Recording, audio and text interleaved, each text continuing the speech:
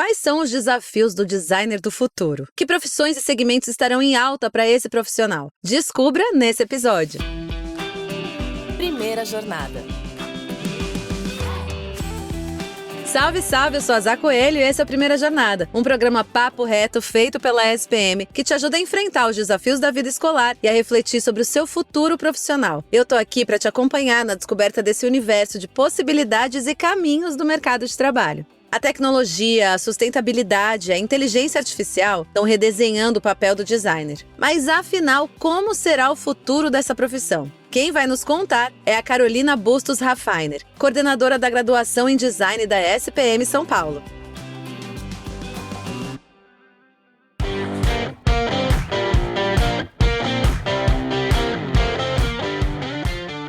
Seja muito bem-vinda novamente à Primeira Jornada, Carol. Obrigada, Zá. Obrigada aí pelo convite. Vamos falar do que está acontecendo hoje com a carreira de design, né? Tem muita mudança que rolou nos últimos anos. Que tipos de profissões novas surgiram? O que mudou do dia a dia deste profissional? Então, eu diria que está mudando, assim, numa velocidade bem expressiva, bastante, tá? Principalmente com a vinda de ferramentas, né, IA. A IA já existia, mas agora com o uso real da ferramenta no processo de trabalho é uma coisa, assim, que está sendo usado nesses últimos anos, né? E provavelmente é algo que vai ser utilizado ao longo das carreiras e veio para ficar. Então, diante disso, o que está acontecendo? Agora, os cursos estão tendo que se adaptar. Sim. E reformular as suas disciplinas com inserção de IA dentro das suas disciplinas. Então, ensinar o aluno, de fato, como é que se utiliza essas ferramentas. Só que, para o uso de ferramentas, às vezes as pessoas acham que é somente fazer o prompt, utiliza e acabou. Não, não é bem assim, né? Então, por que a gente fala que bacharelado em design sim é necessário? Porque a pessoa, de fato, ela precisa ter um conhecimento profundo das coisas. Porque muitas vezes a IA vai te dar respostas misturadas. E quando você pede a fonte, vem uma série de fontes e se você não conhece, se você de fato, né, não tem esse conhecimento, esse know-how, erra feio. Então, diante disso, novas profissões que eu digo estão acontecendo. Antes a gente chamava de design de serviços, hoje o design de serviços ele passou também a ser nomeado dentro de um escopo maior, que é o design de experiências, porque essa interface habitual das pessoas o tempo inteiro digital, desde que acorda, está olhando, né, a interface lá com o celular, até que vai dormir, esse processo ele está chegando numa uma fadiga mental, uma fadiga emocional das pessoas, está levando a questões difíceis em relação à saúde. Isso está sendo visto. Então aí entra o design um pouquinho para modificar o modus operandi de vida das pessoas. Então, as pessoas estão buscando, sim, ter mais contato utilizando os outros sentidos. Então, os pontos de venda estão mudando, o sistema de ponto de venda, as marcas estão tendo que investir não só no seu ponto de venda estático, mas em experiências, né, em relação às marcas. O design gráfico, que antes as revistas viraram totalmente, né, estavam virando digitais, agora as marcas de luxo estão passando a utilizar como um produto de alto valor. E tem um reporte do IF Design, tá? O IF Design, a maioria das pessoas conhecem o IF Design Awards, né, que é a maior premiação que existe no mundo na área do design. E existe um reporte do IF Design Report de 2025, que foi publicado no Fórum Internacional de Design, que eles falam o seguinte, que existem 6 eixos de transformação agora para o futuro, né, que o design vai moldar a sociedade, né, o design como agente. Então, a gente tem o design domando essa questão da revolução digital, como eu já trouxe, trabalhando a questão das interações mais empáticas. Também, quando eu torno a experiência ela mais física, eu também torno ela mais humana, em muitos sentidos. Então, eu começo a trabalhar com uma economia mais consciente, uma revolução da mudança mental. Então, o design rompendo um pouco os estereótipos e as caixinhas, uma co-sociedade, ou seja, o design fomentando uma união entre uma sociedade que está totalmente fragmentada. Então, a sociedade ela se considera o A ou o B, não tem meio termo. De uma certa forma, existe uma observação em relação a isso e uma mudança que se faz necessária e uma globalização. O que é a globalização? O olhar da globalização, mas trazer essa resiliência local dos produtos, dos serviços. Eu globalizo, mas ao mesmo tempo também eu considero e olho e trabalho com o que já é feito nas comunidades locais. E isso é uma análise de posicionamento assim, que está mudando muito, né? Do que era 10 anos atrás para os próximos, sei lá, 5 anos, vamos colocar assim, porque em 5 em 5 a gente tem mudanças exponenciais. Legal, Carol, você trazer isso sobre a questão da inteligência artificial, que até a gente vai aprofundar um pouquinho lá na frente, mas eu acho interessante esse ponto que você trouxe de que o design também está estimulando o caráter mais humano, né, das experiências e olhando para essa coisa mais humana. Você sente que dentro disso tem tendências de novas profissões? Você pode dar exemplos para a gente, assim, para quem está ouvindo, o que pode pensar em fazer dentro do mercado de trabalho? Bom, carreiras que a gente pode dizer que são associadas, eu diria, muito design de serviços. Então, design de serviços eu aplico ele a diferentes jornadas. Já existem várias empresas trabalhando para tornar os ambientes da jornada de uma pessoa que vai ser hospitalizada ou que necessita uma emergência, né, num hospital, por exemplo, já está se olhando muito para isso, de que forma que eu torno essa jornada não tão impactante, a pessoa já está num momento muito delicado da vida dele, com um ente querido, então eu preciso tornar essa jornada de fato mais humana. Os ambientes são pensados para isso, e isso faz parte do design de serviços, tá? Indústria criativa, né? A área de design research, que a gente chama de design especulativo, que é exatamente isso. Então, olhar para onde vai, né? Essa projeção da humanidade e de que forma eu consigo melhorar e ter um sistemas operandi muito mais sustentável em todos os quesitos. Eu diria que essas duas carreiras dentro da profissão são super importantes. Outra dentro da área de design de experiências digital, né, que daí eu vou para a área de UX e UI, porque o digital também está vindo fortemente. Hoje já tem hospitais funcionando e sendo as salas cirúrgicas operadas por robôs.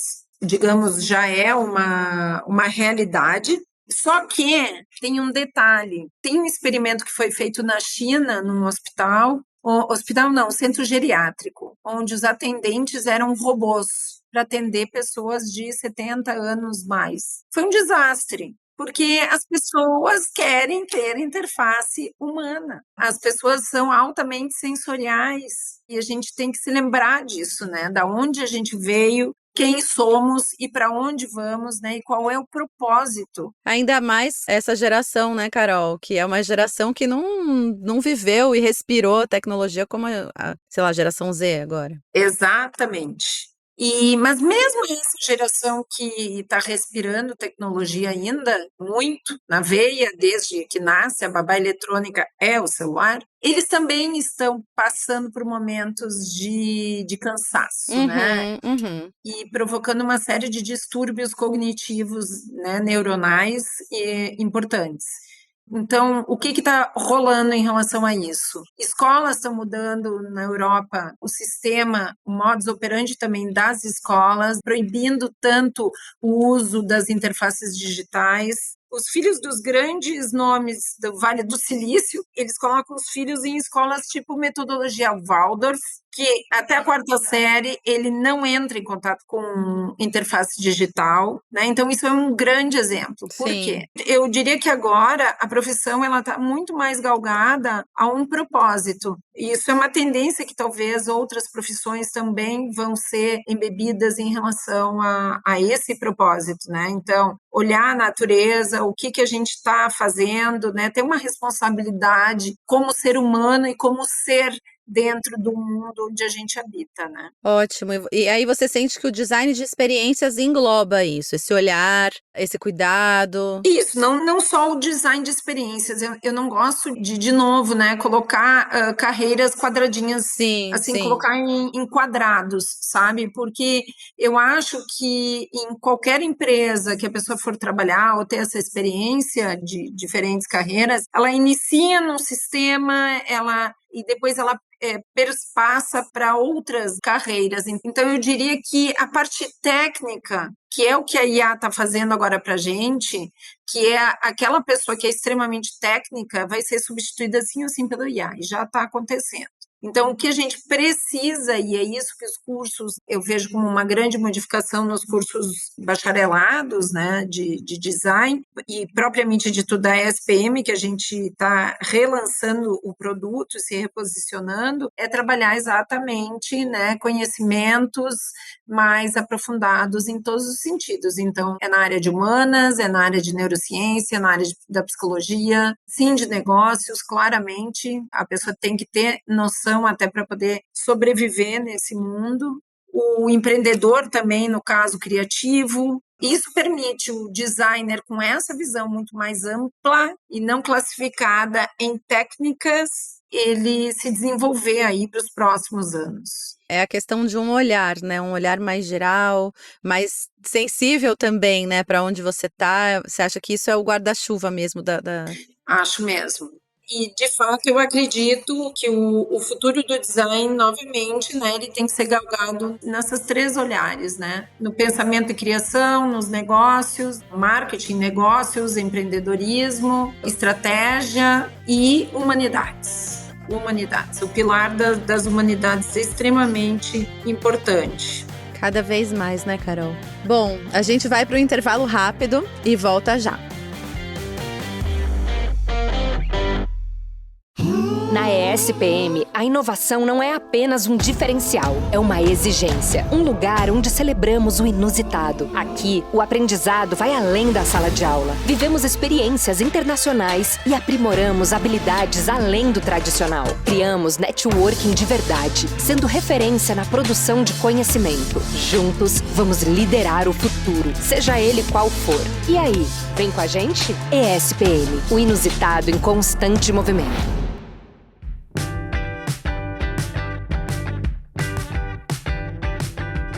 Voltamos com a Carolina Bustos Rafainer, coordenadora da graduação em Design da SPM São Paulo, para o nosso bate-papo sobre o futuro do design. Carol, a gente passou assim um pouquinho por cima sobre inteligência artificial, porque inclusive é um tema que fica vindo, voltando o tempo todo, e eu queria que você contasse pra gente um pouquinho dessa relação da inteligência artificial com a carreira de designer. Tem mais benefício? Tem mais desafio? Quais são? Eu acredito que sim, temos mais benefícios, desde que a gente equilibre o sistema, né? Não usa 100%, mas saber usar com inteligência. Então, acho que sim, ela traz benefícios. Acredito que dentro de uma área que eu até não falei, que é a área e a gente vem trabalhando, que é a área da biomimética, que a biomimética, ela trabalha as relações, as observações e as interações da natureza e trazer essa relação para dentro e desenvolvimento de serviços, produtos, entender um pouquinho melhor.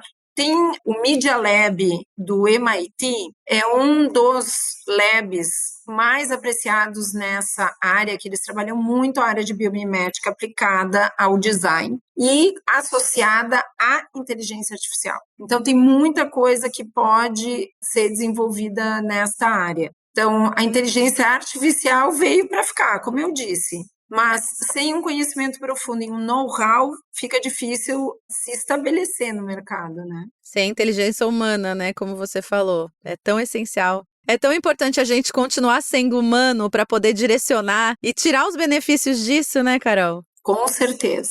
E uma outra coisa também, né?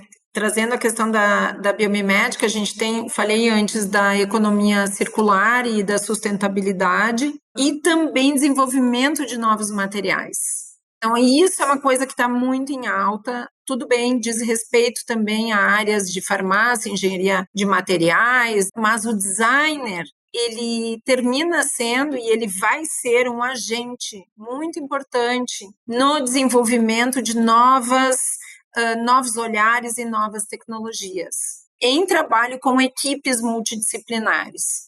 E isso é uma coisa que eu também vejo muito no futuro. É o formato que, inclusive, o Media Lab lá do MIT trabalha. Então, tem biólogos trabalhando, engenheiros, arquitetos, designers, equipes multidisciplinares para antropólogos, para conseguir entender para onde vamos e quais são as reais necessidades. De novo, o caráter humano sendo essencial, porque se você trabalha em equipe, você tem que saber ser humano, né? Lidar com o coletivo. Exatamente. E, Carol, como que a graduação em design, especificamente da SPM, está preparando esses estudantes para tantos desafios e tantas possibilidades, como você trouxe aqui para a gente? A gente está desenvolvendo e lançando já uma nova matriz de conhecimento e de carreira, onde até o 4º semestre eles têm uma base dentro das áreas dos 3 pilares, né, da área de humanas, da área de criação, arte, área de estratégia e negócios, área de tecnologia, tá? São esses 3 pilares. No 4º semestre, quando ele vai para o período da noite, no 5º semestre, ele tem algumas minors para escolher, para o desenvolvimento dele, que são como se fossem microcarreiras.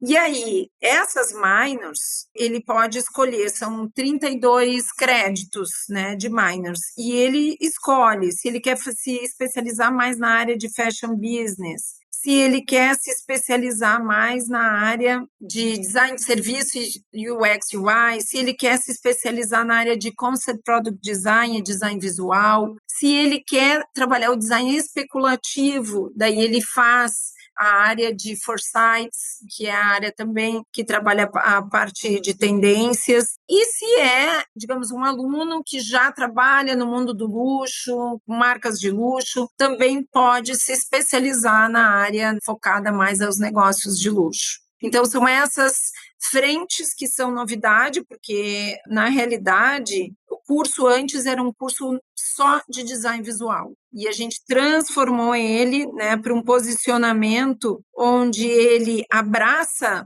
diversas áreas, né? Então, a gente trabalha essas minors, sempre dentro desses 3 pilares, né, de mercado, estratégia, inovação, impacto, e pensamento, criação e humanidades. E se desenvolve, né, ele escolhe 2 dessas minors para se desenvolver e se posicionar. Fora isso, nós iniciamos fortemente, então, a inserção da IA generativa. Então, eles têm disciplinas de Python, IA generativa, eles têm pesquisa também. A gente ampliou bastante a área de pesquisa. Isso era um pedido do mercado.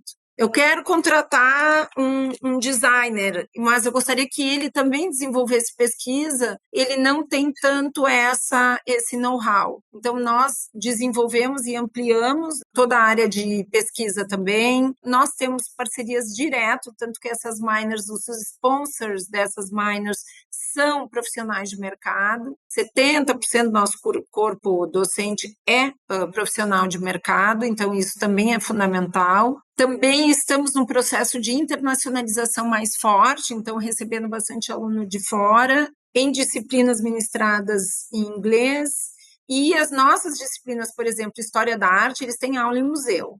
Depois a gente tem uma outra que se chama Visiting Arts Brasil, que aí ela é toda em inglês e também ela passa por não só museus, mas exposições que estejam acontecendo no momento. Então, a gente está trabalhando muito a interação com o mercado, briefings reais, né? A gente tem parceiro a Nestlé, a Tokstok, a Future Brands, entre outras empresas, a Casulo, né? Empresas que é de inovação da Braskem e outras empresas que trabalham em conjunto com a gente. Tem bastante estrutura para poder também fazer uma escolha interessante, né, Carol, dentro de todas essas possibilidades e caminhos que você comentou aqui inicialmente. É legal você pisar mais firme dentro desse caminho, né?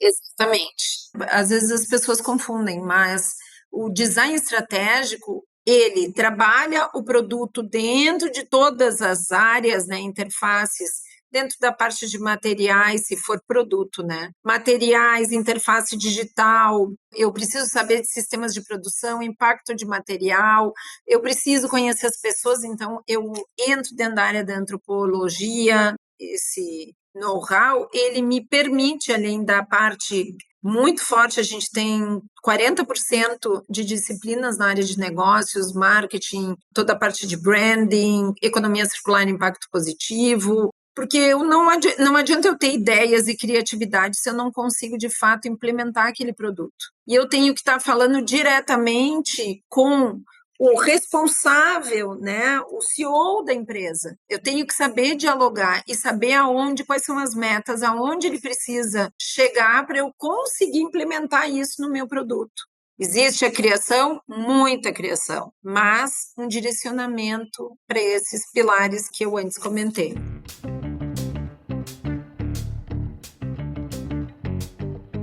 Muito bom, Carol. E agora, para finalizar esse nosso papo, a gente tem aquele momento da dica de mestre, para você também trazer para quem está ouvindo a gente algum direcionamento, alguma dica que poderia ajudar, principalmente nesse período tão complexo de tantas escolhas que eles estão passando. Então, eu sempre digo que a melhor escolha é a que a gente faz pelo coração, porque você vai depois escolher uma profissão que vai trabalhar muito nela. E ela não pode ser um fardo. Então, as minhas escolhas, elas não podem ser, como uma das premissas, a parte só financeira. Se ganha bem, se ganha, gente. Mas 50% é suor.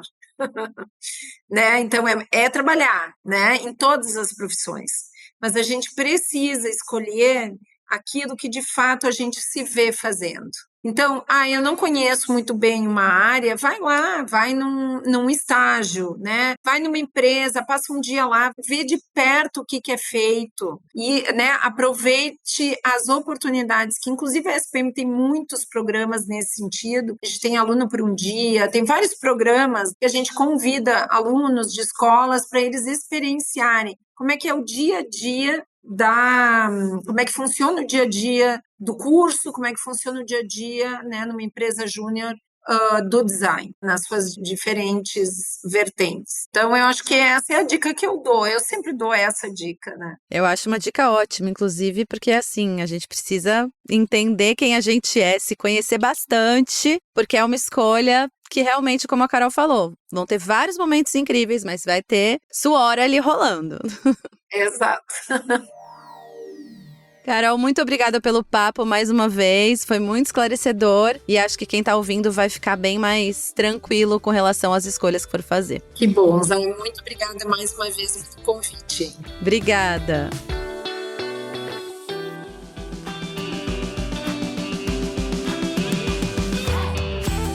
E aí, curtiu o nosso programa e se interessou por essa área? Visite spm.br e saiba mais sobre a nossa graduação em design. Não se esqueça de seguir o Primeira Jornada na sua plataforma de podcast preferida e avaliar o programa. Este podcast foi editado pela Maremoto.